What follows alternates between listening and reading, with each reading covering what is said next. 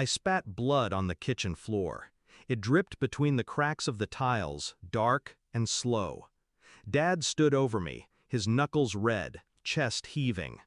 Mom leaned on the counter, smirking like she was watching her favorite show. "Get up," he barked. I didn't. I just smiled. Slow, deliberate. That smile unsettled them more than the blood. They weren't always monsters.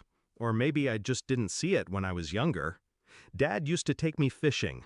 Mom used to tuck me in at night. But over time, the kindness turned to mockery. The fishing trips became lectures. The bedtime stories became reminders that I'd never make it without them.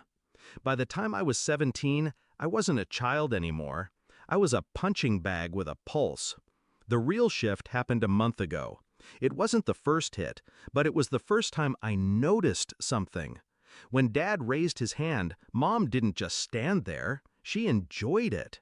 And when he smashed my phone for rolling my eyes, she laughed and said, "Shoulda kept your mouth shut." That night, I looked at myself in the mirror, bruised, split lip, and I realized something important. I didn't want them to stop hitting me. I wanted them to pay for it. I started planning. First, I kept my head down. Yes, sir. No, sir. I made them believe I'd learned my lesson. But when they were asleep, I started digging. Dad was sloppy with his finances. Unpaid taxes, cash from his side jobs that never hit the books. Mom had her own secrets. A private account with money from selling Grandma's jewelry. Jewelry she told the family had been lost in a burglary. I took photos, emails, bank statements. I copied everything to a drive I kept hidden inside a hollowed-out light switch. Then I baited them. I borrowed $200 from Dad's wallet. He exploded, just like I knew he would. He hit me hard enough to knock me against the fridge. I made sure the bruise bloomed across my cheek. I made sure the neighbors saw. The next day, I went to school with a swollen face, and to the counselor's office with my drive. The police took it seriously, because I didn't just tell them about the abuse, I told them about the fraud, the theft, the missing jewelry, the under-the-table cash Dad bragged about to his drinking buddies. They didn't come right away. That was the beauty of it.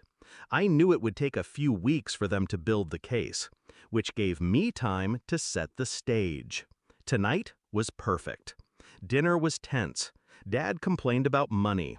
Mom complained about me. When I talked back, Dad stood up, fist clenched. Only this time, I leaned into it. Let the punch land. Felt my jaw crack. I wanted that pain, that proof. The knock on the door came 5 minutes later. Uniforms, badges, a warrant. Dad tried to bluster, but the cops didn't care.